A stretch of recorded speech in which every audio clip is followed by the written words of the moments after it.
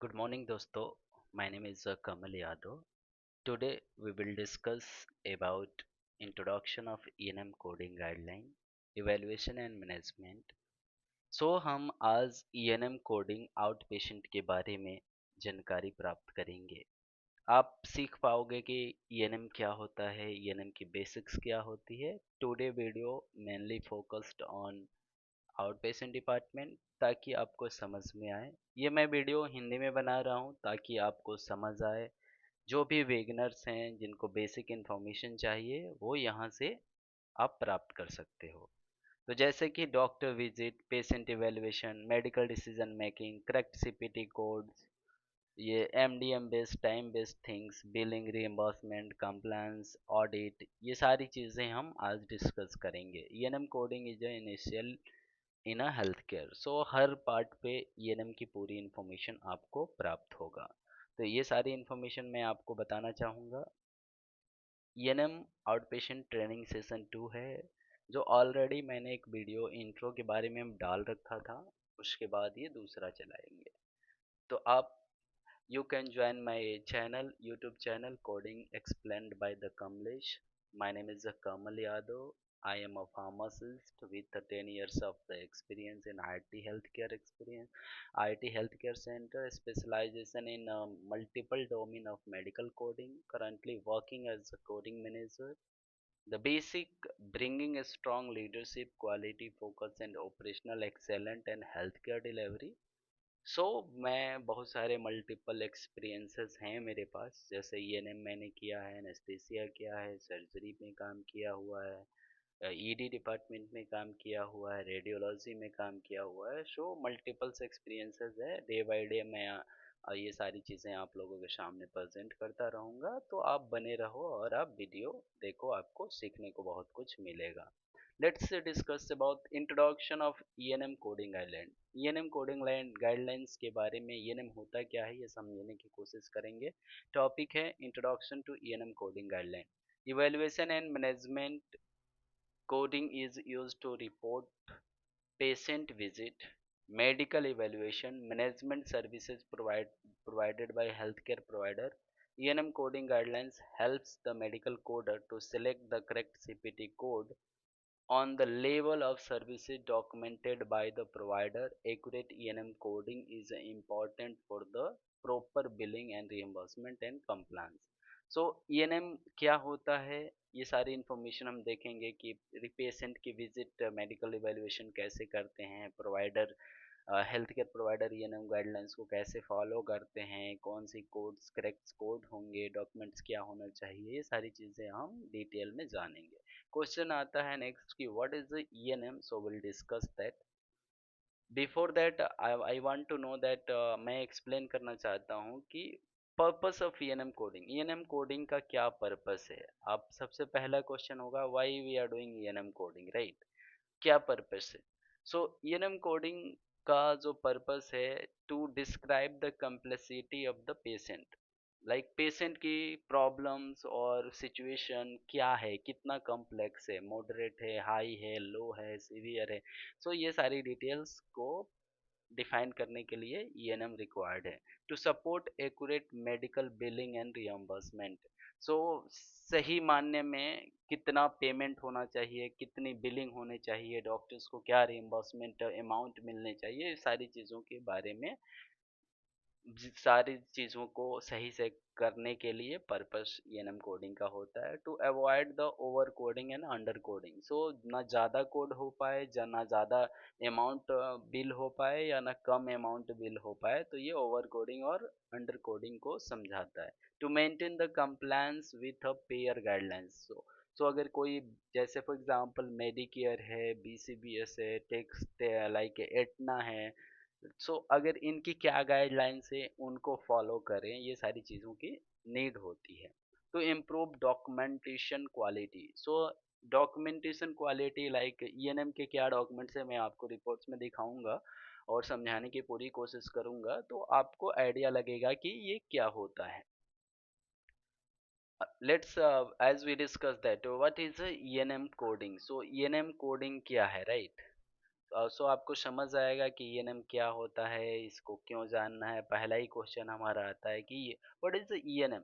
So let's discuss about the definition of ENM. Evaluation and management services are used by the physician and qualified healthcare professional to report patient encounter that involve evaluation the patient healthcare condition, making clinical decision making, managing treatment and follow up care. So ENM codes describe the cognitive and non-procedural portion of patient care, covering the time and medical decision making involvement in the visit.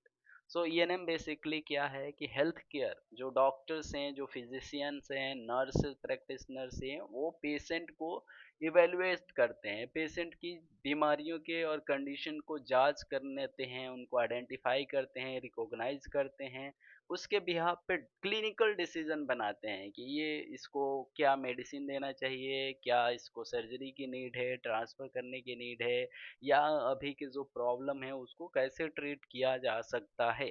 ये सारी information के बारे में वो collect करते हैं data. Managing the treatment and follow up care, वो जो भी उनको प्रॉब्लम है उनको ट्रीटमेंट देने का एग्जाम्पल, फॉर एग्जाम्पल अगर मान लो कि कोई पेशेंट फीवर के साथ जाता है तो डॉक्टर सबसे पहले क्या करेगा, फीवर की चेकअप करेगा, पता करेगा कि कॉज फीवर क्यों हो रहा है, कैसे हो रहा है, टेस्ट ब्लड टेस्ट करवाने की कोशिश करेगा, इफ़ रिक्वायर्ड अदर टेस्ट तो वो भी कराएगा। फिर उसके बाद उसे समझ आएगा कि ओके राइट नाउ हमें एंटीबायोटिक थेरेपी देने की ज़रूरत है, पेन किलर देने की ज़रूरत है, पेशेंट को कुछ एडवाइस देने की ज़रूरत है, लाइक आप रेस्ट करो, ये कुछ लाइक खाने पीने की अवॉइड करने की ज़रूरत है, सारी ये मैनेजमेंट ट्रीटमेंट करेगा। फिर बोलेगा कि आप 2 दिन बाद, 7 दिन बाद, 3 दिन बाद आप आओ, फॉलो अप केयर जो भी रहेगा वो देखो। तो ये सारी चीज़ें हो सकता है। ईएनएम में क्या होता है कि ये नॉन प्रोसीजरल भी होगा, लाइक हर सिचुएशन में कोई प्रोसीजर करने की ज़रूरत नहीं होगा तो करेंगे, उसके लिए भी होता है। अगर छोटी मोटी कोई माइनर सर्जरी प्रोसीजर या कुछ भी रहता है वो भी ये लोग परफॉर्म करते हैं जो डॉक्टर्स। तो आपको समझ आ जाएगा ओवरऑल क्या है कि एक नॉर्मल पेशेंट को डॉक्टर के पास जाने के बाद डॉक्टर ने जो उसको ट्रीटमेंट और चेकअप और जो भी प्रॉब्लम्स है उसको सही करने के लिए जो भी लाइक स्टेप्स फॉलो करते हैं उसे हम ईएनएम कोडिंग कहते हैं। सो अगर आपसे कोई पूछते हैं इंटरव्यूज में, बेसिकली फर्स्ट क्वेश्चन यही आता है कि what is the ENM. So आपको ये इन्फॉर्मेशन बताना है कि evaluation and management services are used by physician to report the patient encounter that involve evaluating the patient health condition, making a clinical decision, managing a treatment and follow up। ये 3 points major हैं। Let's discuss about the ENM code category के बारे में। अगर हम बात करते हैं, ENM codes fall under category 1। CPT code range started is 992022 to 99499। So ये स्टार्ट होता है 99202 से और इसका एंड होता है 994499। Published by the American medical decision making AHIMA, like ये ऑर्गेनाइजेशन है सीएमएस के हेल्प से, ये दोनों मिलके क्या करते हैं, इसको पब्लिश करते हैं, इसको रेगुलेट करते हैं। CPT range, CPT section range और डिस्क्रिप्शन हम डिस्कस करने की कोशिश करेंगे। आउट पेशेंट सर्विसेज या ऑफिस विजिट भी बोलते हैं। कोड रेंज स्टार्ट होता है 99202 से लेके 99215 for new and establish patient seen in the office और क्लिनिकल सेटिंग। सो ये कोड रेंज यूज होता है। हॉस्पिटल इन पेशेंट सेटिंग में हम कौन सा कोड यूज करते हैं, 99221 और 99239 use for the initial subsequent और हॉस्पिटल केयर। ये अलग से हम इस बारे में डिस्कस करेंगे अनदर वीडियो में। कंसल्टेशन कोड होता है, कंसल्टेशन कोड आपको यहाँ मिलेगा। आउट पेशेंट के लिए 99242 से लेके 99245 तक होता है और इन पेशेंट के कोड हमारे पास है 99252 से लेके 99255 इन पेशेंट। हम कंसल्टेशन के लिए भी एक अलग से वीडियो बनाएंगे। For consultation request by the another provider, so ये इन्फॉर्मेशन मिलेगा। इमरजेंसी डिपार्टमेंट 99281 से लेके 99285 हैं। ये services provided by the ER emergency room regardless for the new और एस्टेब्लिश स्टेटस। यहाँ न्यू और एस्टेब्लिश का कोई फंडा नहीं होता है, ये होता है। इस पे भी हम सेपरेट वीडियो बनाएंगे। Observation services, these are old के कोड्स 992218 और 99236। ये मैंने ओल्ड इसलिए रखा हुआ है, इसके जगह पे अब हम आईपी के कोड यूज करते हैं। आईपी मतलब इन पेशेंट का जो कोड रेंज है आपको मिला था यहाँ हॉस्पिटल वाले, यही वाले कोड रेंज हम यूज करते हैं ऑब्जर्वेशन में। बट मैंने इसको क्यों रखा है यहाँ, ताकि आपको समझ आए कि पहले ऑब्जर्वेशन सर्विसेज क्या होता था। For short term hospital stay before the admission और डिस्चार्ज इन द हॉस्पिटल, तो ये सारी चीजें हो सकती हैं आपको। क्रिटिकल केयर सर्विसेज होती है 99291 से लेके 99292 तक होता है। For life threatening condition requiring a complex decision making, ऐसे सिचुएशन में हमें क्रिटिकल केयर सर्विसेज जाना पड़ता है आईसीयू वगैरह के अंदर। लाइक कोई ऐसी कंडीशन जैसे कि हार्ट अटैक हो गया, सीकेडी हो गया, एक्यूट किडनी फेलियर हो गया, या स्ट्रोक आ गए हैं, जो भी जिसमें फिजिशियन को लाइक आइसोलेट करके आपको ऑल टाइम 24 आवर मॉनिटरिंग की जरूरत है, वो सर्विसेज आती हैं। नर्सिंग फैसिलिटीज होती हैं और होम सर्विसेज हैं, इनके कोड से स्टार्ट होते हैं 99304 से लेके 99305। For patient in the nursing और होम डोमिसिलरी और होम सेटिंग, सो आपको ये सारी इंफॉर्मेशन पता चल जाएगा। टेली हेल्थ के कुछ नए कोड्स आए हैं, कुछ पुराने कोड्स हैं, तो पेयर अभी भी कुछ नए कोड यूज एक्सेप्ट कर रहे हैं, कुछ पुराने कोड यूज कर रहे हैं। इनके बारे में भी हम डिटेल से कोड डिस्कस करेंगे, बट अभी हमारा फोकस आउट पेशेंट में है तो हम इस पे डिस्कस करेंगे। 98 सीरीज से चालू है, 9800 से लेके चालू है synchronous audio video new for the 15 minutes, तो ये लास्ट वाले मिनट्स हैं। और बीच वाले आपको टाइप्स ऑफ लाइक मोड हैं कि किस मोडलिटी से, ये ऑडियो है, वीडियो है, कि ऑडियो ओनली है, इस हिसाब से हमारे पास कोड रेंज यहाँ दिया हुआ है। तो इसके बारे में भी हम सेपरेटली डिस्कस करेंगे। लेट्स डिस्कस अबाउट कि ईएनएम गाइडलाइंस प्री 2023। सो सबसे फर्स्ट जो चेंजेस आया था 2021 में आया, फिर 2023 में आया। सो 2023 से पहले क्या गाइडलाइंस थे उनके बारे में डिटेल इंफॉर्मेशन इकट्ठा करने की कोशिश करते हैं। Historically ENM codes levels were based on HPI, like history, HPI, ROS और फिज पास्ट फैमिली सोशल हिस्ट्री। तो ये हमारे पास थ्री की कंपोनेंट हुआ करता था। Examination, extent of physician exam, medical decision making जो एमडीएम है। However after 2022 2023 AM AMA American medical association guidelines simplified for the office and outpatient services focus only MDM, medical decision making और total time spent on the date of service to seeing the patient. So अभी जो guidelines follow होती है वो कौन सी guideline है, एक तो मेडिकल डिसीजन मेकिंग है, दूसरा है time spent, total time spent by the physician. So let's discuss about the कि ईएनएम का जो हाउ हायरार्की क्या है, like how ENM fits within the hierarchy. So ENM code range already we know 99202 से लेके 9920 992 99499 codes represent the cognitive side of the healthcare physician assessment decision making and management। तो like इन सब codes के बारे में हर का एक अलग steps है जो डिस्कस करेंगे हम। Other CPT section like surgery, जैसे आप देख पा रहे हो surgery, radiology, pathology represent the procedural service. So ये जो कॉग्निटिव साइड है, अगर ये इवेल्युएशन, असेसमेंट, डिसीजन मेकिंग है, ये सारी चीजें ईएनएम में आती हैं। अगर कुछ भी अदर जैसे सर्जरी, रेडियोलॉजी, पैथोलॉजी, ये प्रोसीजरल के अंडर हम डिस्कस करते हैं। ENM codes often the procedural codes, especially when a separate significant evolution or document with a 25, like ENM service हुआ है और साथ में कोई सा भी प्रोसीजर कोड हो रहा है, लाइक सर्जरी हो रही है, उस केस में हम क्या करते हैं 25 लगाते हैं। एक्सेप्ट अगर पैथोलॉजी रिपोर्ट है या रेडियोलॉजी रिपोर्ट है, उस केस में हमें ENM कोड के साथ 25 नहीं लगाना है। Will discuss that like in a below. Two methods हैं, जैसे मैंने अब बता दिया था कि two method for the selection of code क्या है वो। ENM code selection can be based on the either medical decision making और टोटल टाइम स्पेंड। सो अगर आपसे कोई पूछता है कि how to select the ENM codes, तो आप बताओगे on the basis of MDM, another is a time spent. Both methods are mutually exclusive. For a given encounter, you choose one basis पर इनकाउंटर। सो लाइक एक report को आपको code करने के लिए, एवेलुएट करने के लिए आपको या तो मेडिकल डिसीजन मेकिंग फॉलो करना है या टोटल टाइम। ऐसा नहीं है कि दोनों को मिक्स करके करना है, आपको एक को करना है। मैं लाइफ एग्जांपल बिलो डिस्कस करूंगा। मेडिकल डिसीजन मेकिंग एमडीएम के बारे में अगर हम ओवरव्यू करते हैं तो आपको समझ आएगा। Let's see.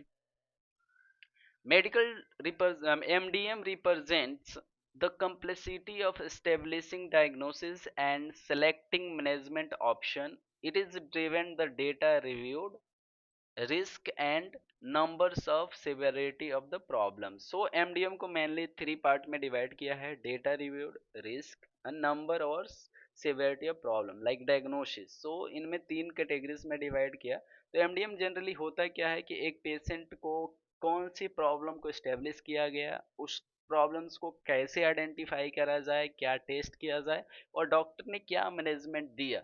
तो डेटा में जैसे क्या होगा, लैब एक्सरे, रेडियोलॉजी, ईकेजी और interpretation, discuss with family members, try to find the history, ये सब चीजें डेटा रिव्यूड में आएगा। रिस्क में क्या होगा कि पेशेंट की अभी करंट सिचुएशन क्या है, लाइक कि प्रॉब्लम की सिवेरिटी क्या है। और number of the severe, number और प्रॉब्लम्स में क्या है कि कौन सी बीमारी अभी उसको प्रेजेंट है और उसको या पहले से कंटिन्यूटी में है और अभी कौन सी बीमारी एग्जर्वेट हो रही है या बढ़ रही है।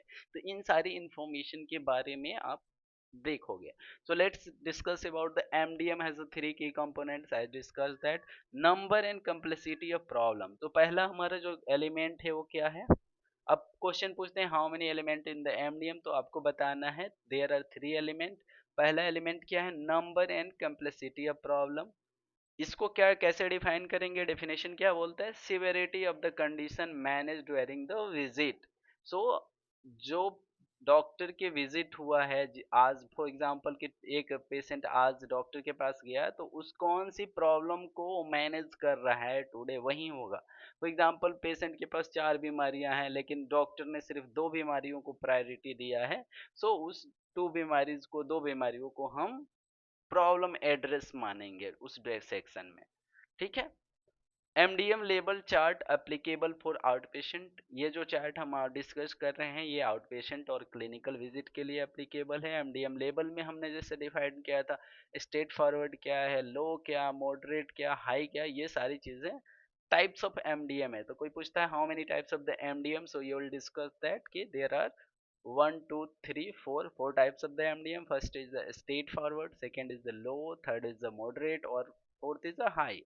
कोड कौन से होते हैं, कोड फॉर न्यू पेशेंट अगर हम बात करते हैं तो 99202 है, 99203, 99204, 99205। ये किससे, स्टेट फॉरवर्ड के लिए, लो के लिए, मॉडरेट के लिए, हाई के लिए। इस हिसाब से हमें डिस्कस करेंगे। एस्टेब्लिश पेशेंट के बारे में बात करें तो 99212 हो जाता है, 99213, 99214, 99215। सो इस तरह आपको कोड रेंज समझ आते हैं। लेट्स डिस्कस कि स्टेट फॉरवर्ड में क्या आता है। मिनिमल प्रॉब्लम्स होते हैं, जो माइनर प्रॉब्लम हो गया जैसे कोल्ड हो गया, कॉमन कोल्ड हो गया, लाइक सम मस्कीटो बाइट हो गया, ऐसी जो खुद मैनेज हो सकते हैं, सेल्फ ट्रीट हो सकते हैं, वैसको हम लोग मिनिमल प्रॉब्लम बोलते हैं। लो डेटा रिव्यूड, लाइक कोई भी लैब नहीं किया या सिंपल एक लैब टेस्ट किया जिसमें लो लेवल पे हो, मतलब मिनिमल रिस्क, पेशेंट को कोई लाइफ थ्रेटनिंग नहीं है, ज़्यादा रिस्क नहीं हो सकता।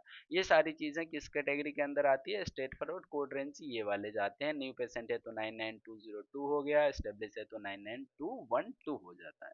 तो ये हमारा की ट्रायल्स के अंदर आते हैं। लो लेवल के अंदर डिस्कस करते हैं वन स्टेबल क्रोनिक कंडीशंस और एक्यूट अनकॉम्प्लिकेटेड इलनेस। इसके बारे में हम डिटेल में डिस्कस कर लेंगे अनदर वीडियो में कि ये भाई वन स्टेबल क्रोनिक इलनेस क्या होता है, कॉम्प्लिकेटेड इलनेस क्या होता है। लेकिन अभी हम आउट पेशेंट पे फोकस है तो हम बात करते हैं कि वन क्रोनिक इलनेस के एग्जांपल मैं बता देता हूँ, जैसे हाइपरटेंशन हो गया, डायबिटीज हो गया, अस्थमा हो गया। तो ये single one chronic stable condition. Stable का मीनिंग क्या निकल के आता है कि वो प्रॉब्लम अभी पेशेंट के पास है बट अभी उससे उसका इफेक्ट सीवियर नहीं है, मतलब नॉर्मल है, मेडिसिन ले रहा है नहीं ले रहा है, जब प्रॉब्लम इज कंट्रोल्ड है, तो उसको हम लोग बोलते हैं स्टेबल।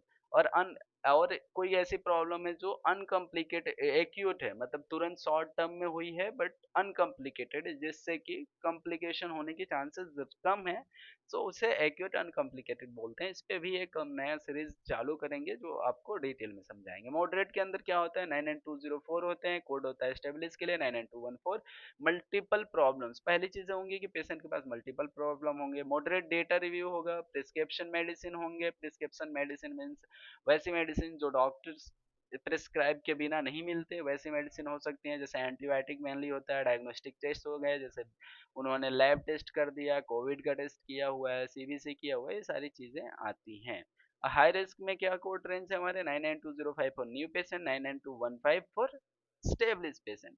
इसमें क्या होता है, सीवियर और लाइफ थ्रेटनिंग प्रॉब्लम्स आते हैं, हाई डेटा रिव्यू होगा, कम्प्लेक्सिटी होगा, हाई रिस्क आएंगे, हॉस्पिटल एडमिशन होगा, मेजर इन सर्जरी होगी। इस तरह की अगर कोई सिचुएशन होता है तो उस टाइम हम जो कोड सेलेक्ट करते हैं हमारा हाई रिस्क में आता है, और न्यू के लिए ये कोड है, और एस्टेब्लिश के लिए 99215 है। Let's discuss about the time base coding. अब टाइम बेस ये हमने ऊपर जो डिस्कस किया था वो किस बेस पे था, हमारा एमडीएम के हिसाब से था, medical decision making base, medical decision basis के हिसाब से था। Let's see discuss about the time base coding overview. After 2024, time include total time spent on the date of encounter, not just face to face time. So बहुत लोगों में ये confusion होता है कि क्या फिजिशियन फेस टू फेस देखेगा वही टाइम है। अगर फिजिशियन फेस टू फेस देखेगा वो टाइम, और साथ में जो बिलो हमने ये जो पॉइंटर्स बनाए हुए हैं इनके भी टाइम उसमें इंक्लूड होता है। टाइम कंपोनेंट्स इंक्लूड में अगर हम देखें तो reviewing the records and test prior to the visit, visit से पहले के जो भी रिकॉर्ड्स होंगे अगर उसको रिव्यू कर रहा है, जितना टाइम स्पेंड होगा वो कैलकुलेट होगा। परफॉर्मिंग एग्जामिनेशन, एग्जाम परफॉर्म करते समय जितना टाइम स्पेंड होगा वो कैलकुलेट होगा। Counselling and educating patient and family, ये सारे टाइम होंगे। Document in the EHR, EHR electronic health record में अगर जितने टाइम लगाएगा अपडेट करने में वो भी काउंट करेंगे। ऑर्डरिंग टेस्ट और मेडिकेशन, ये भी टाइम काउंट होगा। Communicating with a patient provider, ये सारी इन्फॉर्मेशन भी होगा। कोऑर्डिनेशन ऑफ केयर, अगर कोऑर्डिनेशन ऑफ केयर कर रहा है, ये सारी चीजें भी हम काउंट करेंगे।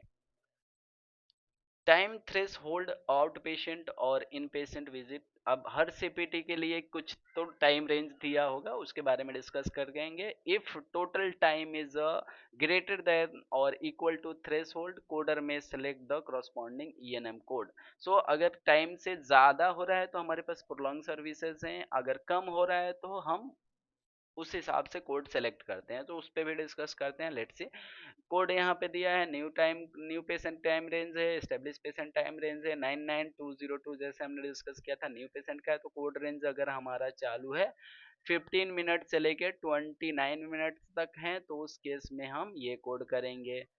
99203 से लेके 3 के लिए 30 मिनट से 44 मिनट से, अगर ये 44 मिनट के जगह 45 हो गया तो फिर हम इसमें आ जाते हैं कोड।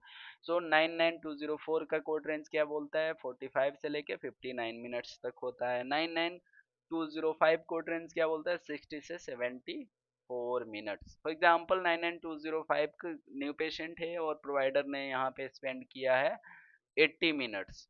सो 80 मिनट्स में कितना, 24 के बाद हमें ईच एडिशनल 15 मिनट्स का सेपरेट प्रोलॉन्ग सर्विस कोड है। जो कोड ये वाला हम लोग आउट पेशेंट में जनरली यूज करते हैं 99417, तो इसके लिए ईच 15 मिनट्स चाहिए। सो अगर ये टाइम कैसे होगा, 64 के बाद से हम काउंट करेंगे 15 मिनट्स, कि क्या 15 मिनट्स हमें हो रहा है तो हम प्रोलॉन्ग सर्विस कोड करेंगे। अदरवाइज अगर यहाँ तक के टाइम है 75 मिनट से काउंट करके 15 मिनट, ईच 15 मिनट्स के हमारे पास कोड है 99417, तो हम इस पे फोकस करते हैं। लेट्स डिस्कस, एक बड़ा क्वेश्चन आता है कि क्वेश्चन ये इंटरव्यू में भी पूछे जाते हैं कि टाइम बेस और MDM base, when to choose which. अब हमें कब कौन सा कोड सेलेक्ट करना है, कि टाइम बेस हम कम करेंगे, एमडीएम बेस हम कब कोड सेलेक्ट करेंगे, ये बहुत ही मतलब लाइक क्वेश्चंस डिबेटेबल क्वेश्चन है, बट हम डिस्कस करते हैं इसको। इसके सिनेरियो और प्रेफर्ड मेथड क्या हो सकता है, provider spend extensive time counselling, coordination of care और रिव्यूइंग द मेडिकल रिकॉर्ड। जब आप मेडिकल रिकॉर्ड पढ़ते हो तो पता चलता है कि डॉक्टर ने एक्सटेंसिव टाइम काउंसलिंग में दे रहा है, कोऑर्डिनेशन ऑफ केयर में दे रहा है, रिव्यूइंग कर रहा है, तो उस टाइम पे आपकी प्रेफरेंस क्या होनी चाहिए, टाइम बेस्ड कोडिंग की होनी चाहिए। Encounter involves the complex diagnostic decision making, data review, data volumes, moderate, high और रिस्क। अगर इस तरह की कोई भी डॉक्यूमेंट को रीड करके आपको समझ आता है तो उस टाइम पे आपको एमडीएम बेस करना चाहिए। Documentation include both MDM and time, but one support higher level code, select the higher level support. अब कह रहा है कि एमडीएम भी दिया हुआ है, टाइम भी दिया हुआ है, तो हम कौन सा कोड सेलेक्ट करें। उस केस में आपको क्या करना है, अगर एमडीएम के हिसाब से लेवल हाई बन रहा है, लेवल हाई मतलब कोड हाई बन रहा है, तो आपको हाई कोड करना है। अगर टाइम के हिसाब से कोड हाई बन रहा है तो आपको टाइम के हिसाब से कोड करना है। अब लेट्स सी हमें याद क्या रखना है, कोई पूछता है कि what is the changes happen into 2020 after 2023, तो चेंजेस रिमेंबर करने के लिए मैंने कुछ पॉइंटर्स बनाए हैं, ये इंटरव्यूज के क्वेश्चन में आते हैं। Elimination of the history and exam as a key component. सो अब क्या हुआ कि उन्होंने एलिमिनेट कर दिया, बाहर कर दिया हिस्ट्री को, एग्जाम को। They are still required but only for support medical necessity, not to determine the ENM label. So इन्होंने क्या किया हुआ है कि हिस्ट्री तो होना है, एग्जाम तो होना है, लेकिन ये सिर्फ किसके लिए है, सपोर्टिंग पर्पस के लिए। ये नहीं कि उसके अगर हिस्ट्री के बिहाफ पे या एग्जाम के बिहाफ पे हमारा लेबल अप एंड डाउन हो सकता है, ऐसा कुछ नहीं है। हमें चाहिए, होना रिक्वायर्ड है, बट इसका की कंपोनेंट नहीं है।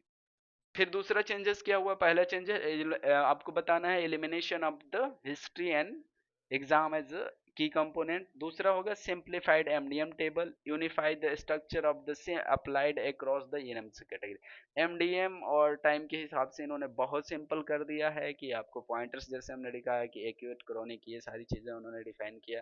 थर्ड चेंज किया, merge the observation and observation code with in patient code. Like अब जो ऑब्जर्वेशन कोड था, जो सेपरेट कोड मैंने डाला हुआ था, उसको इन पेशेंट के कोड के साथ मर्ज किया हुआ है। लाइक कोड 99218 से लेके 99236 को merge into the single range code 99221 से लेके 99239 में मर्ज कर दिया है। थर्ड क्या हुआ, deletion the prolong services. Prolong services जो एक्स्ट्रा हमने अभी डिस्कस किया था कि कोड रेंज से एक्स्ट्रा जो टाइम होगा प्रोलॉन्ग सर्विसेज होगा, तो उन्होंने डिलीट किया।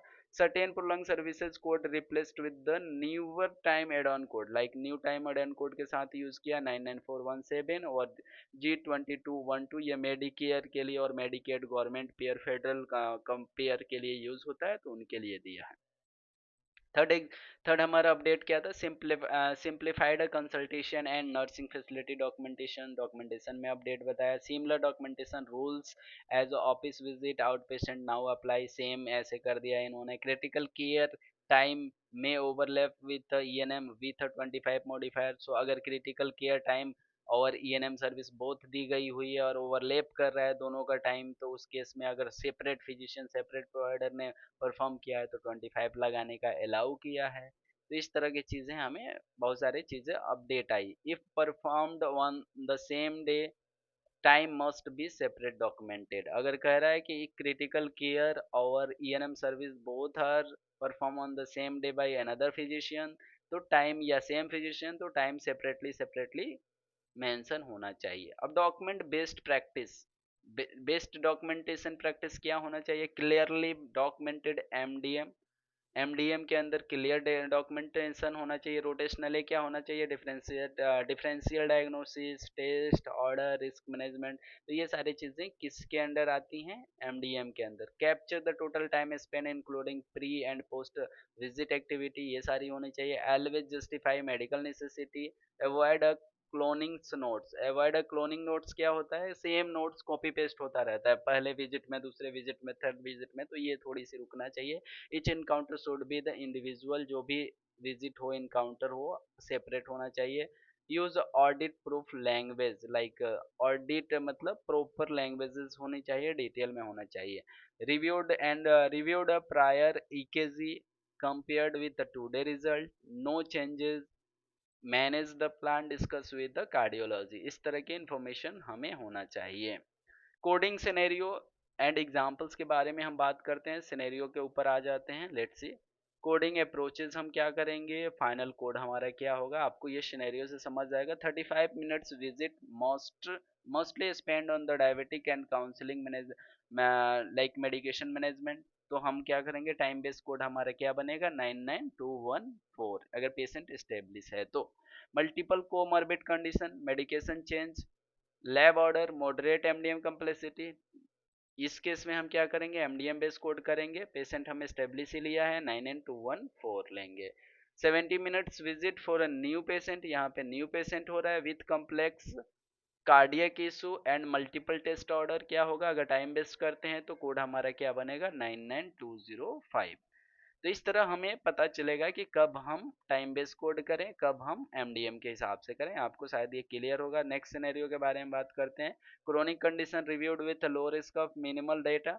मिनिमल डेटा है, क्रोनिक कंडीशन है, उस केस में हमें क्या करना है आपको समझ आना चाहिए। फिर इस केस में हम एमडीएम बेस्ड काम करेंगे, 99213 लेंगे।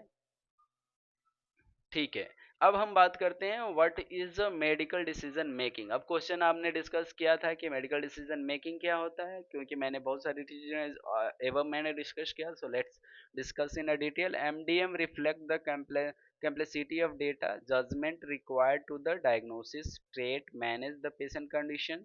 It is the most significant factor in the selecting ENM codes when not using the time-based method. The medical MDM label determine whether, अभी हमने डिस्कस ऑलरेडी ये पॉइंट्स कर लिए थे कि स्ट्रेट फॉरवर्ड होता है, लो होता है, मॉडरेट होता है, हाई कम्प्लेक्सिटी होता है, तो मैं रिपीट नहीं करूंगा, आपको क्लियर है। अगर फिर भी कोई डाउट है तो आप कमेंट सेक्शन में कमेंट करके मुझसे पूछ सकते हैं, मैं फिर डिटेल में एमडीएम पे प्रॉपर वीडियो बनाऊंगा। ये हिंदी मीडियम ये वीडियो बनाने का रीज़न यही है, बहुत सारे लोगों को समझ नहीं आता कि ईएनएम की कोडिंग क्या है, तो मैं उनको समझाने के लिए ट्राई कर रहा हूँ कि एक्सप्लेन करें हर चीज़ें। 3 core element of the MDM हमने डिस्कस किया था। पहला हमारा MDM element definition, examples, number and complexity, problems, address, ये पहला एलिमेंट है। दूसरा है amount and complexity of data reviewed and analysed, ये चीज़ें आती है। Risk of complications and morbidity और मोर्टालिटी ऑफ द मैनेजमेंट, ये थर्ड है हमारा। तो लेट्स से डिस्कस करते हैं number and complexity of problem address, the number and severity of the issue, the provider activity manage during the encounter. So क्या बोल रहा है, number of severity issue the provider actively manage during the encounter. So for example patient multiple condition के साथ आया, लेकिन doctor ने सिर्फ दो ही कंडीशन पे सिवियरिटी की वजह से उस पर फोकस किया है, तो उसको हम क्या बोलेंगे, number of complexity problem address, कितनी बीमारियों को डॉक्टर ने एड्रेस किया, उस पर फोकस किया, वर्कअप किया। जैसे एक्यूट, क्रोनिक और सेल्फ लिमिटेड कंडीशन, ये सारे एग्जांपल्स हैं।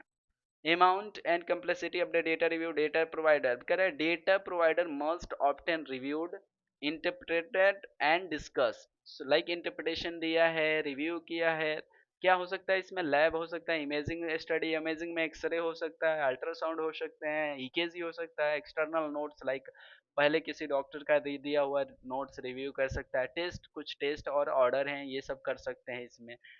Risk and complexity of risk में क्या आएगा, रिस्क ऑफ एडवर्स आउटकम्स और complications based on the diagnostic procedural और ट्रीटमेंट प्लान। अगर कोई ऐसी प्रॉब्लम्स है जिनकी क्या रिस्क हो सकती है, क्या रिस्क निकल के आ रहा है, उनकी प्रॉब्लम क्या है, क्या डायग्नोस्टिक प्रोसीजर है, ये सारी चीजें इसके अंडर स्टडी की जाती है।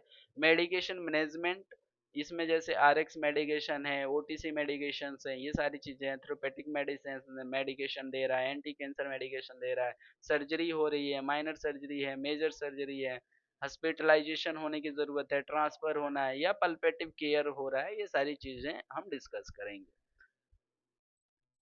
सो आई होप दिस वीडियो और दिस इंफॉर्मेशन आपको समझ आया है। अगर आप अब तक ये वीडियो देख पा रहे हैं तो प्लीज़ चैनल को लाइक करें, सब्सक्राइब करें, ताकि आपको इस तरह के वीडियो आप तक पहुंचती रहे।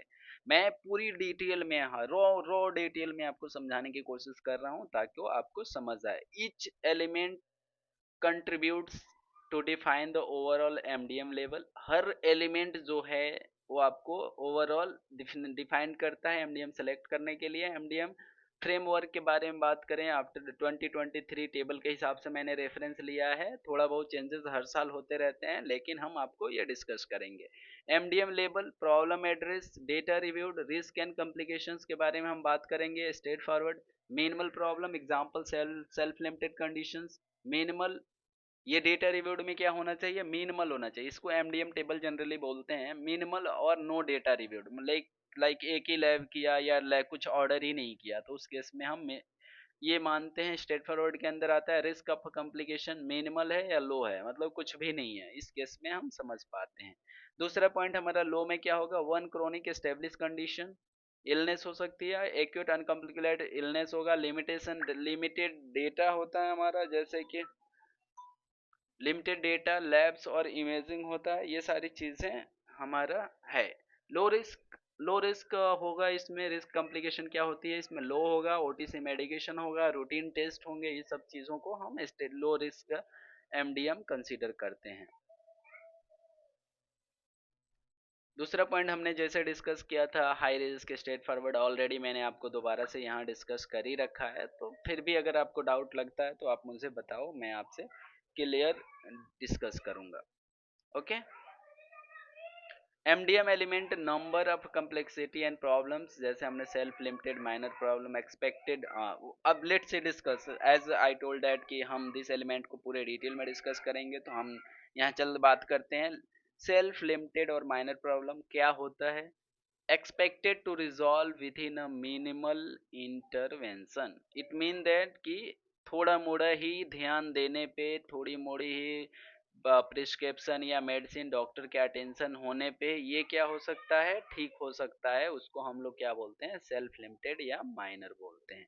एग्जाम्पल के लिए कॉमन कोल्ड है, माइल्ड ट्रेसेस हैं, लाइक कॉमन कोल्ड है, कोल्ड में क्या होगा, अगर मान लो आपने थोड़ी सी गर्म पानी पी, थोड़ी सी कोई ऐसी सेल्फ मेडिकेशन ले ली, like some like traditional medicine ले लिया, जैसे तुलसी के पत्ते लेते हैं, लाइक इस तरह की चीजें आप यूज कर लेते हो तो ठीक हो सकता है, तो इसमें ज्यादा रिस्क नहीं है। स्टेबल क्रोनिक इलनेस क्या हो, कंट्रोल्ड और रिस्पॉन्डिंग और टू द ट्रीटमेंट, कंट्रोल्ड है, मतलब उसकी सिवियरिटी में इंक्रीजमेंट नहीं आ रही है, और वो कोई भी मेडिसिन दी जा रही है उससे वो कंट्रोल हो जा रहा है, रिस्पॉन्स कर रहा है। एग्जाम्पल के लिए hypertension on medication, diabetes is controlled, ये सारी चीजें हो सकती है। क्रोनिक इलनेस विद एग्जर्वेशन में क्या एग्जाम्पल है, वर्सनिंग कंडीशन, लाइक ये बीमारी बढ़ती जा रही है, नीड टू ट्रीटमेंट और चेंजेस, मेडिकेशन की चेंजेस की रिक्वायर्ड है, या तो डोज बढ़ाने की जरूरत है या अदर कैटेगरी की ड्रग की रिक्वायरमेंट हो रही है, जैसे exam COPD, flare of worsening arthritis, ये सारी चीजें इनकी एग्जाम्पल है। New problems, no workup planned, new problem आया, फॉर एग्जाम्पल पेशेंट किसी और रीजन से आया था और डॉक्टर को पता चला कि कोई और प्रॉब्लम आ गई है। New issue not required additional diagnostic test, तो इस केस में हम क्या करेंगे, ये भी हमारा कंडीशन को डिस्कस करने की बात है। New skin lesion observed only, for example patient आया था कि मुझे प्रॉब्लम हो रही है, मुझे ये पेन है, या मेरे किसी भी मतलब चैलेंज अदर प्रॉब्लम्स के साथ आया और डॉक्टर ने चेक किया तो उसे लीजन मिला, उसे लम्प मिला, तो उस केस में भी हम कंसीडर करते हैं new problem. Okay. Tips for the coders, क्या ये बेनिफिट टिप्स है, आपको हम बात करें तो ये capture only problem address and manage during the encounter, not historical diagnosis. तो क्या बोल रहा है ये स्टेटमेंट कि हम सिर्फ उन्हीं कंडीशंस को प्रेफरेंस देंगे या लेवल डिसाइड करने में मदद लेंगे जो डॉक्टर ने एड्रेस किया है, जो डॉक्टर ने उसके ऊपर वर्कअप किया, बताया है कि मेडिसिन दिया है, ऑर्डर किया है, टेस्ट किया है। अदर डायग्नोसिस कोड करेंगे but they are secondary, tertiary और लाइक एडिशनल होंगे। एमडीएम एलिमेंट 2 के बारे में हम बात कर लेते हैं, डेटा रिव्यूड एंड एनालाइज के बारे में। This element evaluate the quality and complexity of a data a provider reviewed order interprets AMA divided into the three category, you may need one or more each moderate high MDM, like category 1 क्या बोलता है, test है, document है, order है and independent historian है, इसके बारे में हम डिटेल में डिस्कस करते हैं। लेट्स सी एग्जाम्पल क्या हो सकता है, reviewing lab, radiology, pathology report, ordering test, CBC, MRI, x ray, ये सारी चीजें हो सकती है। Review the external provider notes, obtaining a history from the care giver और family member like father mother sister brother, कोई भी हो सकता है, ये सारी चीजें आ जाती हैं। तो पहला चीजें हमारे किस में आएगा, टेस्ट डॉक्यूमेंटेशन, ऑर्डरिंग के अंदर आएगा, रिव्यूइंग हमारे रिव्यूइंग द प्रोवाइडर डेटा, ये चीजें आ सकती है, ऑब्टेनिंग द हिस्ट्री, तो ये इंडिपेंडेंट हिस्टोरियन के पार्ट हैं। स्कोरिंग टिप्स में क्या हो सकता है, 1 पॉइंट पर unique test, notes external review, ये सारी चीजें पॉइंट के हिसाब से देख सकते हो। 2 points for generally needed for moderate MDM level, इन सब चीजों में आपको आ सकता है। कैटेगरी 2 में आप बात करते हैं independent interpretation of the test, ये सारे एमडीएम के पार्ट हैं। Provider personally interprets the test, not separated report, example reading an x-ray instead of the waiting for radiology report. So doctor ने क्या किया कि जो एक्सरे रिपोर्ट है या ईकेजी का रिपोर्ट है या अल्ट्रासाउंड का रिपोर्ट है, उसको सेल्फ स्टडी किया, ना कि वो वेट कर रहा है कि रेडियोलॉजी रिपोर्ट बना के भेजेगा फिर रिव्यू करेंगे। तो उस केस में हम इंडिपेंडेंट इंटरप्रिटेशन बोलते हैं। कैटेगरी थर्ड में आता है हमारा discussion of the test managed with the external physician, direct communication, call पे ईमेल पे किया with another provider about the test result or manage। For example किसी पेशेंट पहले किसी और डॉक्टर से दिखा रहा था या अभी के डॉक्टर को किसी और डॉक्टर से कुछ एडवाइस लेने की जरूरत है, तो कॉल से ईमेल से बात करके डिस्कस करेगा। Example discussing abnormal MRI finding with the neurologist। तो ये एग्जाम्पल दिया हुआ है। Important document the provider name date and summary of discussion, ये सारी इंफॉर्मेशन होना चाहिए तो ही डिस्कशन मानेंगे, कि डॉक्यूमेंट में प्रोवाइडर का नेम होना चाहिए, डेट होना चाहिए, समरी ऑफ डिस्कशन होना चाहिए कि उन्होंने क्या डिस्कस किया। एमडीएम लेवल कैटेगरी एलिमेंट 3 की बात करते हैं, risk of the complex complication और मॉर्बिडिटी एंड मोर्टालिटी के बारे में। This element reflect the risk associated with the diagnostic and management decision, ये ज्यादातर केसों में बहुत इंपॉर्टेंट रोल प्ले करता है। एग्जाम्पल से हम समझेंगे क्या रिस्क लेवल होगा, क्या एग्जाम्पल होगा, आपको समझ आएगा। Minimal OTC medication, reassurance, routine follow up, ये सारी चीजें आती हैं तो हम इसको मिनिमल में लेते हैं। लो के अंदर क्या होगा, prescription of the short term medication like OTC medicine, minor procedure without risk factors. Moderate के अंदर क्या होगा, प्रिस्क्रिप्शन मैनेजमेंट होता है, न्यू और एडजस्टेड। न्यू का क्या मेंशन है यहाँ पे कि न्यू मेडिसिन करेगा, एडजस्टेड मतलब डोज, लाइक 10 mg ले रहा था पेशेंट, अब 20 mg कर दिया, 15 mg कर दिया, तो ये सारी चीजें, या कम भी कर सकता है, लाइक कोई अगर 10 mg कर रहा है तो 5 mg कर रहा है, तो ये भी हम प्रिस्क्रिप्शन मैनेजमेंट का पार्ट मानते हैं। डायग्नोस्टिक टेस्ट विथ रिस्क, कोई टेस्ट और मॉडिफाई किया। Decision for the minor surgery with risk का फैक्टर्स, तो लाइक उसने कहा कि आपको ये डिस्कशन करना है, साथ में उन्होंने उसके रिस्क फैक्टर को डिस्कस किया, तो उस केस में हम मॉडरेट के साइड जाते हैं रिस्क टेबल से। हाई के अंदर क्या आता है, decision for major surgery like कोई हिप रिप्लेसमेंट होनी है, नी रिप्लेसमेंट होनी है, स्पाइन की सर्जरी होनी है, इस तरह के चीज़ों में डिस्कशन चल रहा है तो होगा। पेशेंट को लाइक हॉस्पिटलाइजेशन के नीड है because of criticality, life threatening condition, तो उस केस में आएगा। High risk medication like anticoagulant drug है, कीमोथेरेपी है, एंड ऑफ लाइफ केयर हो सकता है, इस तरह की चीज़ें अगर आती है तो उसे हम हाई रिस्क सेक्शन के साइड रखते हैं।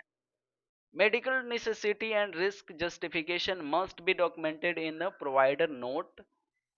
Phrase like the follow up in a 1 week or insufficient। So physician ऐसे आपको डॉक्यूमेंट करके देगा, हमें खुद से जूम नहीं करना है, physician will provide this detail। To determine the MDM, हमने बात किया था कि एमडीएम कैसे डिटरमाइन करें, ये भी क्वेश्चन आता है। How to calculate the MDM level और how to determine overall MDM, ये क्वेश्चन आएगा। At least two two of three elements, at least 2 out of 3 elements हमें चाहिए, प्रॉब्लम डेटा और रिस्क, इन तीनों में से अगर दो कोई सा भी मिल रहा है, मेट हो रहा है, तो उस केस में हम एमडीएम डिसाइड करते हैं। मस्ट बी मीट और एक्सीड स्पेसिफिक लेवल, लेवल की बात कर लेते हैं, एलिमेंट्स एग्जांपल है, फाइनल लेवल हम डिस्कस करेंगे यहाँ पे। लो प्रॉब्लम, लो डेटा, मॉडरेट, क्या होगा इसमें, moderate level, 2 out of 3 elements eight moderate, like कह रहा है कि अगर लो डेटा है, लो डेटा है और मॉडरेट रिस्क है, तो इसमें क्या मिल रहा है, लो प्रॉब्लम लो डेटा, तो इस केस में हम क्या करेंगे, moderate two out of three elements. So two और आउट ऑफ थ्री एलिमेंट्स में अगर हम यहाँ टेबल के अंदर आप डिस्कस करोगे तो आपको समझ आएगा। जब मैं like life life reports discuss करूंगा आपको समझाऊंगा। फिलहाल आप सिनेरियो समझो। Moderate problem, extensive data, moderate risk, तो हमें क्या लेना है? मॉडरेट। ये लो के साइड जाता है, इसको आप मॉडरेट ना लेके इसको लो कंसीडर करो। हाई रिस्क प्रॉब्लम, लो डेटा, हाई रिस्क। लाइक यहाँ पे हाई रिस्क प्रॉब्लम है, लो डेटा है और हाई रिस्क है। लाइक इसमें ये मेट हो रहा है और ये मेट हो रहा है, तो क्या बनेगा? हाई। इसमें क्या मेट हो रहा है? मॉडरेट प्रॉब्लम और मॉडरेट रिस्क। एक्स, तो इस केस में हमने क्या लिया? मॉडरेट। इस केस में लो प्रॉब्लम है, लो डेटा है, मॉडरेट रिस्क है, मतलब इसमें ये दो मेट हो रहा था तो ये लो बन रहा है। वो टाइपिंग की एरर है, इसमें इन्होंने मॉडरेट डाला है तो इसे इग्नोर करेंगे। ठीक है। Low problem, minimal data, low risk, क्या बनेगा? लो। क्लियर है? क्लियर। कोडिंग एग्जांपल्स के लिए हम अगर बात करते हैं क्या हो सकता है कोडिंग एग्जांपल। सो यहाँ पे अगर हम बात कर लेते हैं कि one stable diabetic checkup, no medication range. Like patient present आया है, सिर्फ उसको डायबिटिक चेकअप के लिए है। वन क्रोनिक एक इलनेस कंसिडर करेंगे, मिनिमल डेटा है क्योंकि कोई लैब नहीं है, कोई चीज़ नहीं है, रिस्क भी लो है, तो उस केस में हमारा लेवल क्या बनेगा? 99213 अगर स्टेब्लिश पेशेंट है। Hypertension with poor controlled, lab order, medication adjusted, chronic illness with exacerbation category में आएगा, मॉडरेट डेटा हो जाएगा, मॉडरेट रिस्क होगा, कोडर बनेगा 99214। New chest pain, EKG order और कार्डियोलॉजी रेफर्ड, तो इस केस में हमारा क्या होगा? न्यू प्रॉब्लम है, वर्कअप प्लानेड हुआ, मॉडरेट डेटा, हाई रिस्क, तो कोड बनेगा हमारा 99205 न्यू पेशेंट के लिए। सीओपीडी है, एग्जर्वेट हो रहा है, स्ट्रॉइड से इनिशिएट किया, चेस्ट एक्सरे रिव्यूड किया, तो उसके इसमें क्या बन रहा है? Chronic illness with exacerbation, moderate data, moderate risk, code क्या बनेगा? 99214। इस तरह से हम चीज़ों को देख सकते हैं। Patient with chest pain admitted to hospital, तो अगर पेशेंट चेस्ट पेन के साथ है, एडमिट हो गया हॉस्पिटल में, acute illness with life threatening condition, code क्या बनेगा? 9920, वो 215। अगर न्यू है तो 205 होगा, एस्टेब्लिश है तो हम यहाँ पे कोड करेंगे 99215। राइट, एस्टेब्लिश के लिए। प्रैक्टिकल एक्सरसाइज, प्रैक्टिस एक्सरसाइज के बारे में बात करते हैं। केस स्टडी हम लेते हैं। वन क्या होता है? Patient represent with the worsening shortness of breath, COPD, exacerbation, pulse, given is 89, chest X-ray order, steroidal injection given. ये सारी चीजें एमडीएम के अंदर आपको असेसमेंट के अंदर मिलता है। Determine the like determine MDM level और असाइन द करेक्ट कोड। अब ये मैं कमेंट सेक्शन में आप लोगों से जानना चाहूंगा, जो मैंने अबव एक्सप्लेन किया कि इस केस स्टडी वन का क्या कोड जाना चाहिए। केस स्टडी टू है कि patient follow up, control and diabetic and hypertension, no medication. इस केस में आप क्या करोगे? इस पेशेंट को हम न्यू मानते हैं, नीचे वाला फॉलो अप है तो एस्टेब्लिश मान रहे हैं, तो आप मुझे कोड सजेस्ट करना। की टेकवे फॉर द कोडर्स, की टेकवे फॉर द कोडर्स के लिए क्या हो सकता है? क्या पॉइंट्स आपको ध्यान रखना है? Review all three elements before the finalize the element, आपको ऑल थ्री एलिमेंट्स डिस्कस करना है। Use provider clinical judgement and document rotationally, not just checklist term.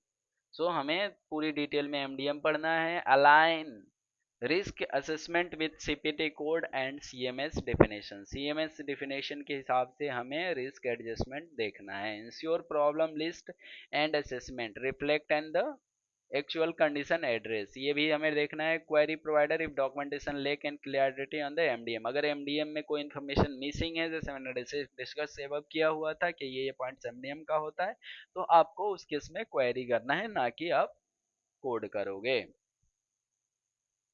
Y documentation matters, documentation क्यों प्रॉपर होना चाहिए, क्या मैटर करता है? Accurate documentation serves three major purpose. अगर सही डॉक्यूमेंट है तो क्या हो सकता है? क्लिनिकल कंटिन्यूटी होगा, support patient care decision, legal protection है, providers defensible record of care, financial compliance, अगर जस्टिफाई द ईएनएम लेबल रियम्बर्समेंट, ये सारी चीजें होती हैं जिससे डिनाइल्स, रिजेक्शंस और ऑडिट की चांसेस रेयर हो जाती है, इसलिए हमें ये सारी चीजों का ध्यान देना है। कोर डॉक्यूमेंटेशन एलिमेंट के बारे में बात कर लें, अगर ENM every ENM services note must be contain the certain key components. क्या की कंपोनेंट्स होते हैं? ये चीजें रिक्वायर्ड अभी नहीं है, लेकिन ये हमें रिपोर्ट के अंदर होना चाहिए। एलिमेंट्स, डिफिनेशन, पर्पस क्या होता है। HPI, history of the present illness, description of current symptom और कंडीशन। लाइक पेशेंट प्रेजेंट हुआ है कि कफ है या फीवर है, तो वो पूरी डिटेल कंडीशन का सिम्टम्स या जो भी प्रॉब्लम है बताएगा। एस्टेब्लिशिंग द मेडिकल नेसेसिटी, ये बताता है कि पेशेंट का आने का रीजन क्या है, मेडिकल नेसेसिटी क्या है। ROS, रिव्यू ऑफ सिस्टम, क्या बताता है? Systematic review of organs to identify the other symptom. Like अभी तो एक प्रॉब्लम बताया, लेकिन उसको पूरे रिव्यू करने के बाद या क्वेश्चंस अराइज करने के बाद डॉक्टर को ये पता चलता है कि और भी कोई प्रॉब्लम तो नहीं। डिटेक्ट द कोमॉर्बिड और रिलेटेड कंडीशंस, ये सारी चीजें हमें पता होना चाहिए। Past family social history, past family social history के बारे में बात करें तो background information affecting the diagnostic treatment, provider risk and context. तो प्रोवाइडर को मदर फादर या उसके फैमिली मेंबर्स में कोई प्रॉब्लम है तो उससे ये आइडिया पता चलता है। एग्जाम, फिजिकल एग्जाम की बात करें तो objective finding from the physical assessment, confirm और सपोर्ट डायग्नोसिस। तो डॉक्टर्स ये अपने own like self they will identify, they will think कि क्या है एग्जैक्ट प्रॉब्लम, क्या है, दे आर बिलीविंग और कंफर्मिंग। सो ये चीजें आपको पता होना चाहिए। आफ्टर 2023 ENM डॉक्यूमेंटेशन इवेल्युएशन में क्या है? While MDM or time are now the main determinant of the level selection post 2023 अहम है अपडेट। ये अपडेट 2023 के बाद है कि हमें MDM और टाइम ही डिटरमाइन करेगा level selection. Documentation element still remain initial to support medical necessity ensure, like HPI, ROS, physical exam, ये सारी चीजें होने चाहिए मेडिकल नेसेसिटी में, बट जो की कंपोनेंट आए हैं वो अब MDM और टाइम हो गया है। ओल्डर रूल क्या था तो आपको समझ आ जाएगा। Pre 2021 ENM level based on the history, exam और MDM। आफ्टर 2021 और 2023 क्या हो गया? ENM level based on the MDM और total time. Strict bullet containing the ROS exam, ये सारी चीजें हमें फॉलो करना पड़ता था। फोकस ऑन द क्लिनिकल और रिलेवेंट डॉक्यूमेंट्स हमें देखना पड़ रहा है। एक्सटेंसिव टेम्पलेट्स रिक्वायर्ड, उस समय टेम्पलेट्स का फॉलो करना पड़ता था। स्ट्रीमलाइंस डॉक्यूमेंट्स एम्फेसाइज और पेशेंट केयर, तो ये पॉइंट्स हमें देखना पड़ता है। की डॉक्यूमेंटेशन कंपोनेंट एक्सप्लेनेशन के बारे में अगर हम बात कर लें तो लेट्स सी। HPI जैसे हमने बताया था पहले क्या होता था, अभी ये होना जरूरी है लेकिन इसके बिहाफ पे हम लेबल नहीं डिसाइड करते हैं, बट ये डॉक्यूमेंट में होना रिक्वायर्ड है। हिस्ट्री ऑफ प्रेजेंट इलनेस क्या होता है? The HPI describe the patient chief complaint and the detail surrounding the current illness. HPI up to 8, there are 8 things है। लोकेशन, लाइक किस पार्ट पे, किस लोकेशन पे है, लेफ्ट का है, राइट हैंड का है या हेड का है, तो बॉडी पार्ट लोकेशन होना चाहिए। क्वालिटी कैसी है, शार्प है, माइल्ड है, सीवियर है, ये सारी चीजें हो सकती है। सीवियरिटी क्या है, तो ये भी चीजें आपको आनी चाहिए। ड्यूरेशन क्या है, कितने टाइम से है, टाइमिंग मतलब कब होता है, मॉर्निंग में होता है, इवनिंग में होता है, आफ्टर लंच, बिफोर लंच, ये सारी चीजें हो सकती है। कंटेक्स्ट क्या है, किस वजह से, मॉडिफाइंग फैक्टर क्या है, कैसे मॉडिफाई होता है प्रॉब्लम, ये सारी चीजें। एसोसिएटेड साइन सिम्टम क्या है, सारी चीजें वो डिस्कस की जा सकती है। बट ये अब मेजरली हमें चेक करना है या नहीं, इससे हम लेबल पे कोई इफेक्ट नहीं करता है, तो आपको सिर्फ चेकअप करना है। HPI एग्जाम्पल ब्रीफ होता था 1 to 3, बट इसको अब जाने की जरूरत नहीं है। यहाँ पे एग्जाम्पल दिया कफ फॉर 2 days, तो ये ड्यूरेशन के लिए दे दिया। एक्सटेंडेड में ये 4 कप टू, ये सारी चीजें हैं, तो बट अभी हमें इन पे ज़्यादा फोकस नहीं करना है, बट इंफॉर्मेशन के लिए मैंने ये स्लाइड ऐड किया हुआ था। रिव्यू ऑफ सिस्टम ROS क्या होता है उसके बारे में हम बात करते हैं। ROS head to toe review of the symptom related organs, क्या चीज़ें हो सकती है। कॉन्स्टिट्यूशनल्स में आता है हमारा फीवर, फैटिक और वेट लॉस। रिस्पायरेटरी में कफ आ गया, शॉर्टनेस ऑफ ब्रेथ हो गया। कार्डियोलॉजी, कार्डियोवास्कुलर सिस्टम में चेस्ट पेन, पाल्पिटेशन। GI में नोजिया, वोमिटिंग, डायरिया, इस तरह की चीज़ें देखी जाती है। हेडक और डिजनेस, तो इस तरह के हमारे 14 रिव्यू ऑफ सिस्टम है, उससे डॉक्टर एनालाइज करता है। पहले ये कैसे कैलकुलेट हुआ करते थे उस पर नहीं जाना, एक सिस्टम है, क्या किया इन्होंने, 2 to 9 सिस्टम है, तो इस तरह का था एक्सटेंडेड कम्प्लेक्ट। इस पे आपको जाने की ज़्यादा फोकस नहीं है, बट ये इन्फॉर्मेशन रिपोर्ट के अंदर होना चाहिए, इसलिए हमने आपको ओवरव्यू में डाला हुआ है। Past family social history, PFS क्या होता है उसके लिए, पास्ट में क्या होगा, प्रीवियस इलनेस, सर्जरी, मेडिकेशन होना चाहिए, जैसे हिस्ट्री ऑफ हाइपरटेंशन, और अपेंडेक्टमी हुआ है, फैमिली में क्या health status of the case of the death, और लाइक कोई कैंसर से मरे हैं, फादर है, डेथ हुआ है नहीं हुआ है, कंटिन्यू है, ये सारी चीज़ें होगा, फादर को डायबिटीज था, मदर को हाइपरटेंशन था, ये सारी चीज़ें हो सकती है। सोशल लाइफ में कि आप कैसे चीज़ों को देख रहा है, स्मोकर है, क्या चीज़ें हैं, नॉन स्मोकर एसोसिएशन है, ये सारी चीज़ें आपको समझ आनी चाहिए। टाइप्स की बात कर लेते हैं कि पीएफएस का क्या टाइप हो सकता है, potential element of the from category one, तो ये सारी चीज़ें आपको समझने की ज़रूरत है। ये ऑलरेडी डॉक्यूमेंट में होता है, मैं लाइव रिपोर्ट में आपको दिखाऊंगा।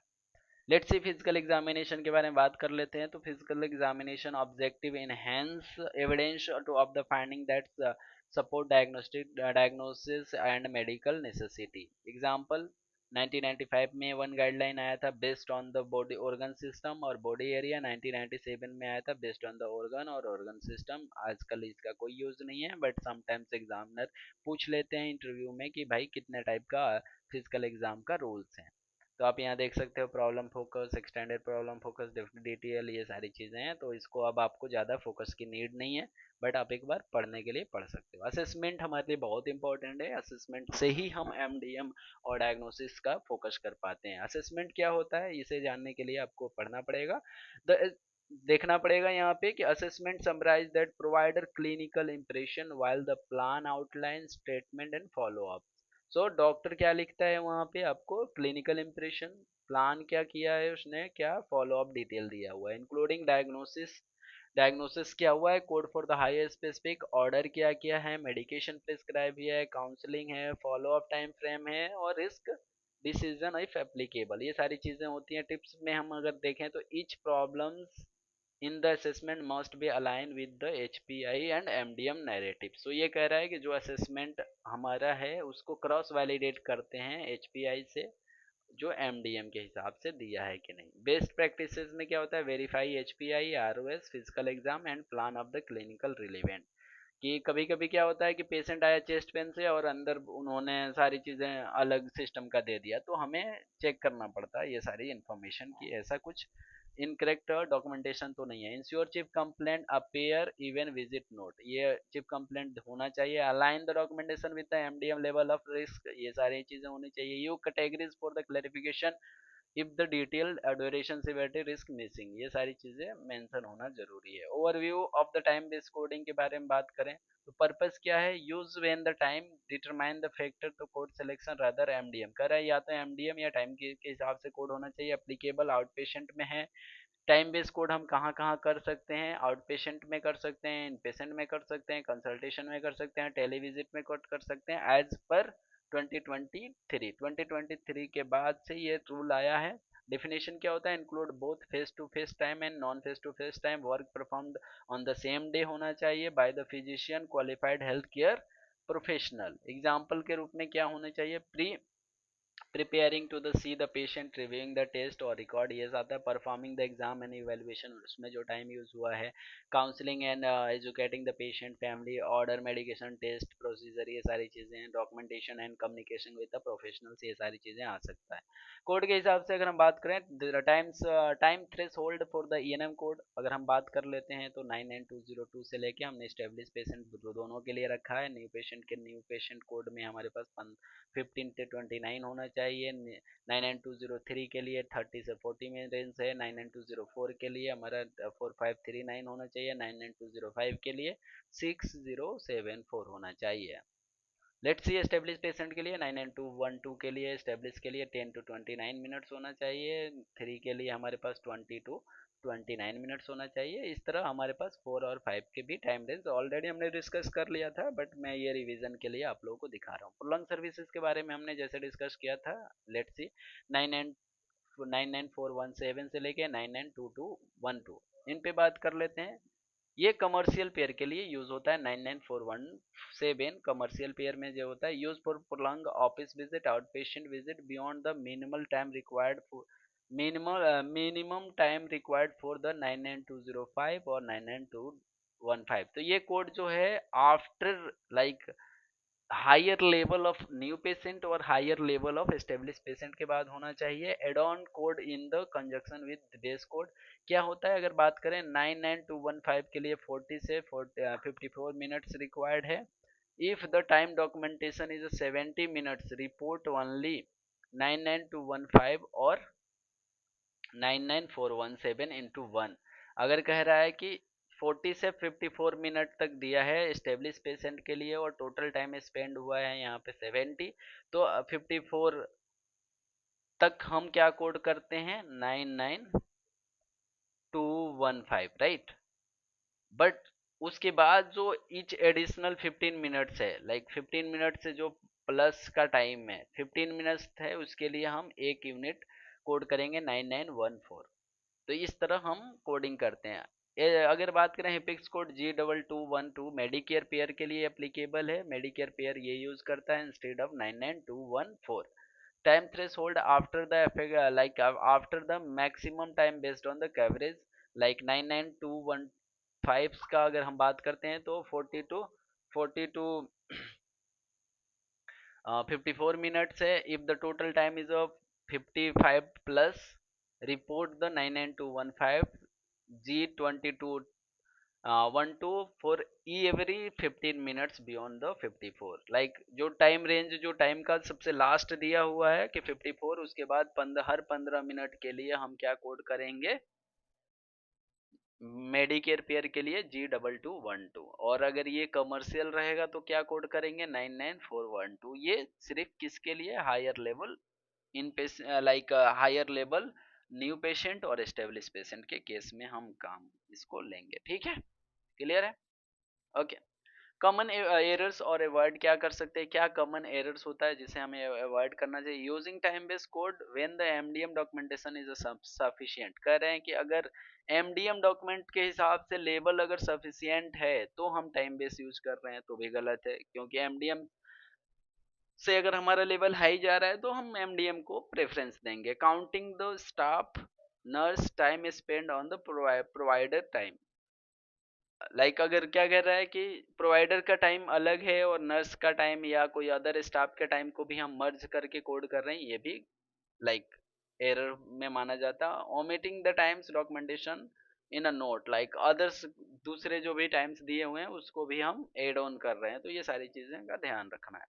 लेट्स सी, हम अगर एक लाइफ रिपोर्ट की बात करते हैं, ये आउट पेशेंट का लाइफ रिपोर्ट है। ओपी के लिए मैंने ये रिपोर्ट्स आप लोगों को दिखाने के लिए समझाया था। ये फॉर्मेट हर किसी में चेंज हो सकता है, आगे पीछे हो सकता है, लेकिन आपको हम समझाने के लिए let's see little bit zoom out करता हूं मैं तो आपको समझ आएगा। हिस्ट्री पहला, ये इस फॉर्मेट में हिस्ट्री दिया हुआ है। Chief complaint, as we discuss कि चीफ कंप्लेंट है, क्या प्रॉब्लम लेके आया, patient present with the abdominal pain. यहाँ चीफ कंप्लेंट क्या है, abdominal pain was seen here earlier today and the diagnostic with the as like stomach pain since last night, no fever, no diarrhea, has been the able to drink fluid। ये सारी चीजें उन्होंने बताया, ये हमारे chief complaint history के part में आता है। फिर इन्होंने बताया 13 ईयर बॉय है return from the gastritis last night with the persistent abdominal pain, lower left lower coordinate pain है। नाउ इसको right now to the left like left lower coordinate में जा रहा है। यहाँ पे ये इमेसिस के बारे में बात कर रहे हैं कि कितने टाइम हुआ, टुडे हुआ है, सारी इन्फॉर्मेशन यहाँ दिया हुआ। अगर आप बात करते हैं एचपीआई के कंपोनेंट के बारे में तो लोकेशन बताया है, क्वालिटी बताया, पेन बताया, सिवियरिटी बताया, ऑनसेट बताया, ड्यूरेशन बताया, टाइमिंग बताया, ये सारी चीजें, ये सारी पूरी स्टडी हमारी हिस्ट्री के बारे में बताती है कि हिस्ट्री क्या है। अगर मैं दूसरे साइड स्लाइड पे जाऊं अगर, तो आप देख पाओगे यहाँ पे दूसरा क्या है। लेट्स जूम आउट, आपको क्लियर होगा कि अगर हिस्ट्री के लिए बात करें तो इन्होंने सोशल हिस्ट्री में टोबाई को यूज कर रहा है। Not on file, not on file का मतलब है कि लिस्ट पे नहीं है या नो, इसको हम नो ही मानेंगे। बट अगर दिया हुआ है तो इसको कंसिडर करेंगे कि सोशल हिस्ट्री। सब चांस यूज में लिखा है अल्कोहल यूज है, नॉट फाइल मतलब नहीं है। बेबी है, बच्चा है, इसलिए शायद नहीं है, बट इट इज यूज्ड। तो इस फॉर्मेट में होता है, ड्रग यूज है, सेक्सुअल एक्टिव है नहीं है, सारे सोशल हिस्ट्री के अंदर आता है। लाइक पेड्स सोशल हिस्ट्री क्या है, वो सारी चीजें हैं। रिव्यू ऑफ सिस्टम में इन्होंने बताया कि कहाँ प्रॉब्लम है, इस पूरी सिस्टम के एनालिसिस किया तो एब्डोमिनल पेन के अंदर, वोमिट के अंदर आ रहा है तो इसको, और चीफ कंप्लेंट भी इसको एब्डोमिनल था तो आपको समझ आना चाहिए कि ये आएगा। फिजिकल एग्जाम में इन्होंने फर्स्ट वाइटल लिया है, बीपी किया है, वेट किया है, टेम्परेचर किया है, इसका रेस्पिरेशन क्या है, वेट, ये सारी डिटेल आती है। फिजिकल वाइटल्स में क्या चेक किया, सारे बॉडी पार्ट को फिजिकली फिजिशियन ने चेक किया और ये सारी चीज़ें नॉर्मल दिख रही है इस केस में। अगर हम जाते हैं कि आइज़ के बारे में, ये आरओएस के सॉरी ये आरओएस फिजिकल एग्जाम के हिसाब से इन्होंने चेक किया, न्यूरोलॉजिकल में देख किया, तो इस तरह से हो गया। अब हम बात करते हैं कि ये वाला पार्ट में आपको आरओएस का है, सेम फिजिकल एग्जाम का भी रहता है, थोड़ा बहुत चेंजेस रहते हैं। जैसे कि यहाँ आरओएस में आपको लाइक इम्यूनोलॉजी सिस्टम हो गया, लिम्फेटिक सिस्टम हो गया, ये सारी चीज़ें एक्स्ट्रा हो जाती हैं। फिजिकल एग्जाम में ये 2 पॉइंट कम हो जाता है। एब्डोमिनल टेडरनेस दिखा रहा है, left quadrant, left lower quadrant, ये सारी इन्फॉर्मेशन आपको मिलेगा। इमेजिंग गाइडलाइंस ये आपका किसके अंदर आ जाता है, डेटा रिव्यूड, ये आएगा आपका एमडीएम के हिसाब से। इमेजिंग नैन हुआ है कि किया नहीं किया है। असेसमेंट पार्ट में अगर हम डिस्कस कर लें तो एमडीएम में क्या है, number of diagnosis managed option, left upper coordinate pain and new requirement, तो यहाँ पे हमारा न्यू रिक्वायरमेंट के हिसाब से 1 point. Amount of complexity data, clinical lab test reviewed and order, pulse oximetry level reviewed by me, तो doctor ये बता रहा है कि मैंने ये किया, तो ये रिव्यूड के अंदर पॉइंट आएगा। Obtain history from someone other than patient, तो ये हिस्टोरियन का इंफॉर्मेशन दे रहा है। पेशेंट प्रोग्रेस स्टेबल है ये दिखा रहा है, एलर्जी है तो ये सारी चीज़ें दी गई है। लिंकिंग स्टेटमेंट में क्या हो रहा है, history of present illness are is obtain from the family member due to age of the 13, तो ये फैमिली मेंबर तो इंडिपेंडेंट हिस्टोरियन के हिसाब से आ रहा है। तो अभी हमारा क्या, अगर इसके एमडीएम की बात करेंगे तो न्यू वर्कअप आ रहा है, तो ये हमारा एमडीएम टेबल के हिसाब से किसके कैटेगरी के अंदर आता है, ये मॉडरेट वाले के कैटेगरी में आएगा। फिर अगर आप बात करते हो हिस्टोरियन की, ये सारी चीज़ों का कैलकुलेट करोगे, यहाँ पे लैब की भी दिया हुआ है, फॉलो अप भी दिया हुआ है, और डिस्चार्ज इंस्ट्रक्शन में आइब्रोप्रोफेन दिया हुआ है 600, तो ये प्रिस्क्रिप्शन मेडिसिन के अंदर आएगा। अगर 400 500 बिलो 600 है तो ये हम इसको क्या मान लेते हैं, ओटीसी। लेकिन अगर ये एडल्ट के केस में 600 से अबव प्लस आता है तो प्रिस्क्रिप्शन मेडिसिन है, आप ये drug.com के थ्रू भी चेक कर सकते हो। यहाँ से diagnosis left upper coordinate pain है, तो आप यहाँ से ये कोड कर सकते हो कि आईसीडी कोड होता है कि लेफ्ट अपर एब्डोमिनल पेन के लिए कैसे कोड करेंगे। इस पे भी हम वीडियो बनाएंगे कि आईसीडी कोडिंग कैसे की जाती है। तो लेट्स डिस्कस। फिजिकल एग्जाम हमने देख लिया था, उसके बाद आता है कि लैब क्या ऑर्डर किया है। यहाँ पे रेडियोलॉजी सीटी एब्डोमिनल किया है, नो ऑर्डर डिस्प्ले लेग किसको नहीं किया है, बट यहाँ पे सीटी स्कैन इन्होंने विद कंट्रास्ट दिया हुआ है, इसका रिव्यू और इंटरप्रिटेशन नहीं दिया है, तो इसे हम काउंट करेंगे। तो हमारे पास लैब है और सीटी है, और लैब के अंदर इन्होंने क्या काउंट किया हुआ है, लैब में इन्होंने लैब कॉमन रिजल्ट दिया हुआ है, क्या क्या चीज़ें हुई हैं वो सारी इन्फॉर्मेशन है। डिफरेंशियल डायग्नोसिस इन्होंने दिया है कि अपेंडिसाइटिस हो सकता है, और बाउल ऑब्स्ट्रक्शन हो सकता है, फूड पॉइजनिंग हो सकता है। डिफरेंशियल डायग्नोसिस ऐसी होती हैं जो पॉसिबिलिटी है कि ये हो सकती हैं, और आगे ये हो भी सकता है या नहीं भी हो सकता है, बट अभी इसको हम कोड नहीं करते हैं। फिर मेडिकेशन के केस में बात कर, मेडिकेशन लैब एक्सरे ऑर्डर, ये सारी चीज़ें इन्होंने दिया हुआ है कि क्या ऑर्डर किया क्या नहीं किया। मेडिकेशन में अभी इन्होंने क्या मेडिसिन ऑर्डर करेंगे या पहले से कोई मेडिसिन चल रही है वो इन्फॉर्मेशन यहाँ पे दी हुई है। तो इस हिसाब से ये कंप्लीट रिपोर्ट था। अगर मैं नॉर्मल अगर आपको दिखा पाऊँ तो इस लेबल, इस जो भी रिपोर्ट के हिसाब से अगर हम बात करते हैं, मैं अभी एक अलग से वीडियो बनाने वाला हूँ कि कोडिंग कैसे करें, रो कोडिंग कैसे करें। जैसे मैंने एग्जांपल के दिया, तो इस सिनेरियो में हमारा एमडीएम मॉडरेट को सपोर्ट कर रहा है। अगर ये न्यू पेशेंट होता तो हम कोड करते हैं 99204। क्यों करते हैं, क्योंकि न्यू प्रॉब्लम अगर हम कंसीडर कर रहे हैं लेफ्ट को, और साथ में ये हमारा प्रिस्क्रिप्शन मेडिसिन है, पेशेंट का एज पेडियाट्रिक है, तो इस वजह से हम लेवल 4 ले रहे हैं। अगर ये पेशेंट का एज एडल्ट में आता तो फिर हम यहाँ पे कोड करते हैं 99203।